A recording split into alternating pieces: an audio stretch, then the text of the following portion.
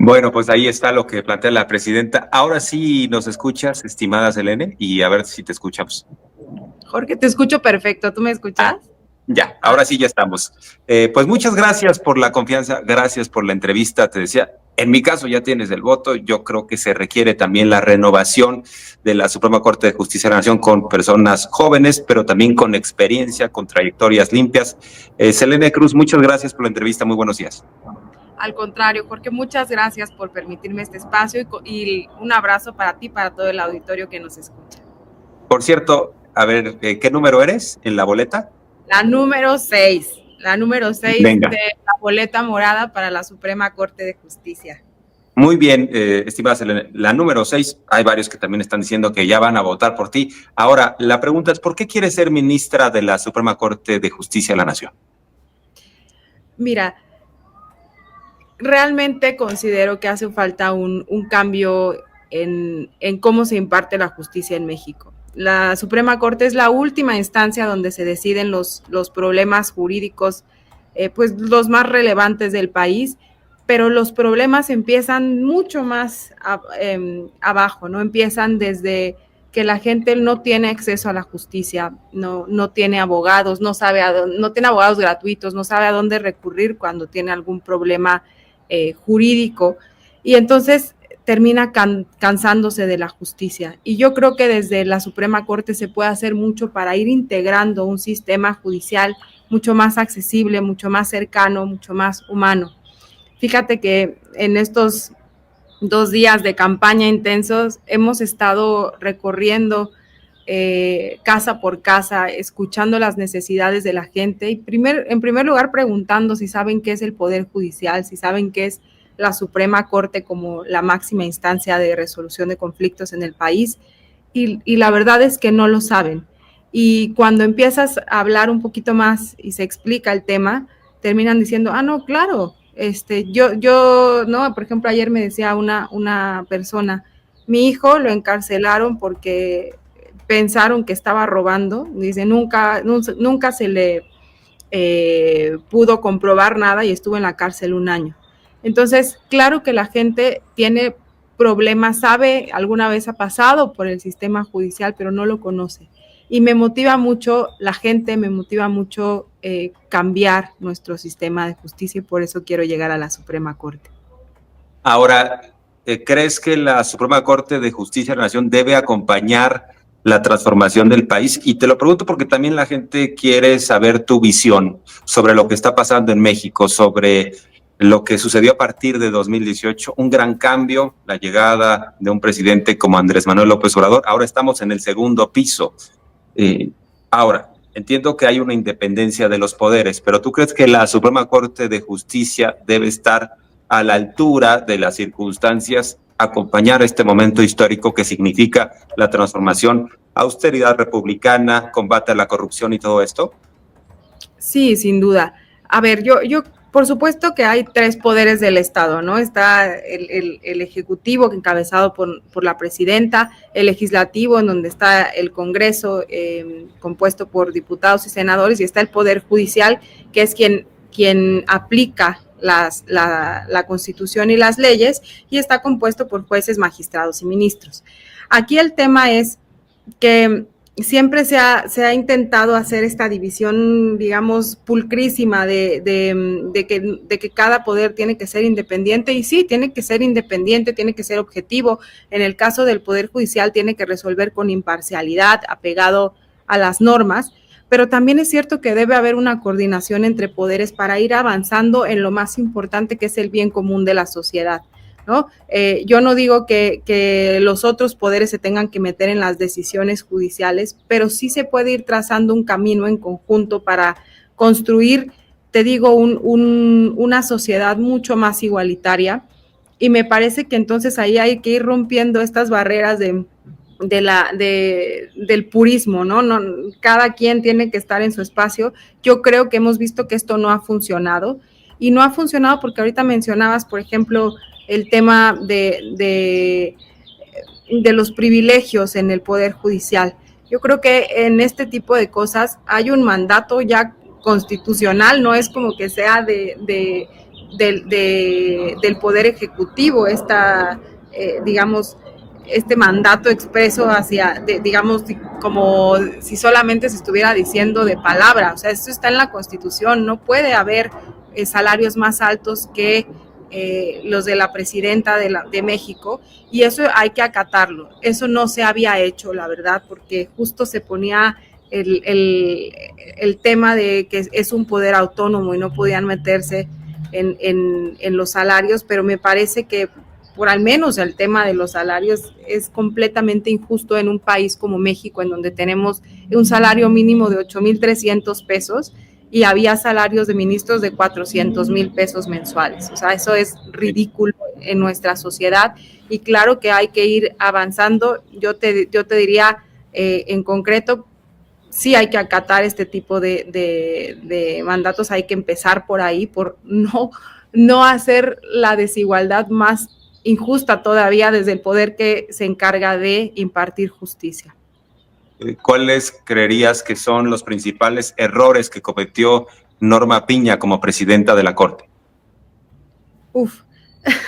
Bueno, ahí la verdad no quiero politizar tanto el tema. Me parece que lo que había que hacer era coordinarse como poderes, hablar, escucharse y llegar a acuerdos, porque si cada quien hace como digamos, no está abierto al diálogo, pues es muy difícil avanzar en un tema que es garantizar los derechos y impulsar el bienestar común de la sociedad, ¿no? Creo que cuando nos cerramos a ese diálogo como poderes, es muy difícil avanzar porque hubo hasta groserías, ¿no? En su momento la presidenta de la Corte, Norma Piña, no se paró para respetar, para saludar la investidura de Andrés Manuel López Obrador en un evento de la Constitución que se celebraba precisamente la Constitución de 1917 en Querétaro. O sea, una cosa es que haya división de poderes y otra cosa es que haya hasta groserías tratando de imponer lo que pensaban desde un sector que debía ser un poder supremo, el supremo poder conservador. Y me preguntan aquí en el chat que si podemos trasladarte este cuestionamiento sobre cómo habrías definido tú, si fueras hoy en día ministra de la Corte, tu postura ante los casos relevantes de cobros de impuestos, porque hay ministras que han pateado el bote para aparentemente ayudar a ciertos grupos empresariales. ¿Cómo habrías definido tú, de ser ministra, esta situación, la importancia de resolver este tipo de casos? Pero hay que insistir, o sea, pareciera que hay prácticas dilatorias, patear el bote, y que al final pues sea el cuento de nunca acabar con estos casos relevantes pendientes de cobro de impuestos. ¿Cómo habrías definido tú la postura, tu postura, si te hubiera llegado un caso como estos? Bueno, yo te diría que hay que ver el caso concreto, pero revisar perfectamente que si tenemos todos los elementos para ya ejecutar un cobro de impuestos, pues ya está, ¿no? Eso, digamos que la Corte tiene la decisión final en muchos de los casos, quiere decir que ya hay estudios por parte de jueces y tribunales que se hicieron con antelación, y si están todos los elementos, pues hay que actuar en definitiva, ¿no? Yo ahorita no me atrevo, me estás hablando como de un tema muy general, habría que revisar el caso concreto, pero por supuesto que hay que actuar, y sobre todo en un tema que también provoca mucha desigualdad en el país, ¿no? Que es cuando hay quienes no pagan los impuestos que les corresponden, y eso pues sirve justamente para ir solventando otras necesidades de la sociedad, principalmente en favor digamos, desde carreteras hasta cuestiones que afectan directamente a las personas en sus derechos más elementales, ¿no? Como es la alimentación, etcétera. Ahora, la presidenta Claudia Sheinbaum, en eventos anteriores, manifestó que ella quería muchos Benitos Juárez en el Poder Judicial, en la Suprema Corte. Esto quiere decir personas que se preparan, que están en función de sus propios méritos, no de los privilegios, no de las palancas. En ese sentido, háblanos de tu trayectoria en la parte académica, ¿qué podrías destacar? Porque, insisto, creo que también se requiere la renovación de los poderes públicos y en tu caso, pues, yo ya no quiero hablar más, pero sería bueno que nos dijeras. Yo creo que claramente se cumple con todo esto que tiene que ver con un empuje a partir de la base. Yo creo que candidaturas como la tuya serían inviables si no hubiera un proceso democrático, porque, ya sabemos cómo era el tráfico de influencias dentro del Poder Judicial y cómo se dio en el sistema neoliberal, cómo incluso Zedillo llegó a quitar a todos los ministros y ministras y puso a los que quiso, ¿no? Entonces, en tu caso, sería bueno que nos hablaras de tu trayectoria y cómo fue este proceso de inscripción dentro del proceso de elección que ya te tiene como candidata formal a ministra. Claro, Jorge. Mira, en primer lugar yo te diría que yo vengo desde abajo, ¿no? De una familia pues que siempre me inculcó en escuelas públicas, que había lo necesario para comer y ya está. Entonces, tuve un papá maravilloso, la verdad, que siempre me motivó muchísimo, también una mamá, pero digamos un papá que siempre estuvo detrás de mí para el tema de los estudios y gracias a eso pues he podido hacer mi licenciatura en la UNAM, después hice una maestría, me fui becada a España, después estuve en el Tribunal Constitucional de España como becaria, digamos, haciendo todo lo que tiene que ver con resoluciones del Tribunal Superior de ese país, ¿no? Que sería lo equivalente a la Suprema Corte, y después hice mi doctorado también en España. Pero digamos, los títulos importan mucho, más en un poder pues que tiene que aplicar las normas y uno pues digamos tienes que conocer el derecho, pero creo que los títulos no te dicen nada cuando una persona no tiene la sensibilidad para escuchar a quien está en una situación, o cuando no tiene el humanismo para involucrarse en los problemas y saber con imparcialidad cómo va a decidir cuando escucha a las dos partes. Creo que nuestro Poder Judicial ha estado muy insensible, no digo que todos, porque creo que hay quienes han hecho una gran labor, pero en general no se conoce. Y mi trayectoria pues tiene los conocimientos académicos para transmitir qué es lo que sí hace el Poder Judicial, cómo puede mejorar, digamos, todo lo que tiene que ver con la impartición de justicia.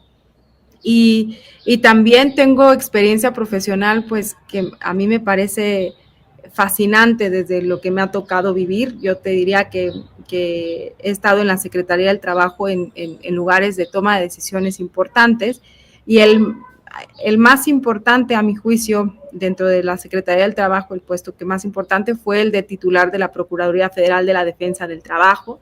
Ahí me tocó defender de manera gratuita, es una defensoría pública, y abogadas y abogados gratuitos en materia laboral, y pues defendíamos, cuando yo estaba ahí, defendíamos a las personas trabajadoras más vulnerables de México, ¿no? Que son quienes no tienen para pagar un abogado y les acaban de despedir y no saben a qué tienen derecho, personas a quienes no les respetan el pago de su salario mínimo al menos, ¿no? Que muchas, ahorita te decía, están 8,460 pesos, pero hay quienes siguen ganando menos, y hay que decirles que no se dejen, que tienen derechos a que les tienen que pagar al menos ese salario mínimo. Entonces ahí defendíamos todos los derechos laborales, también como las vacaciones. Como sabes, hubo un aumento en los días de vacaciones, prácticamente se duplicaron los días a los que tienen derecho las personas trabajadoras, y en general pues estábamos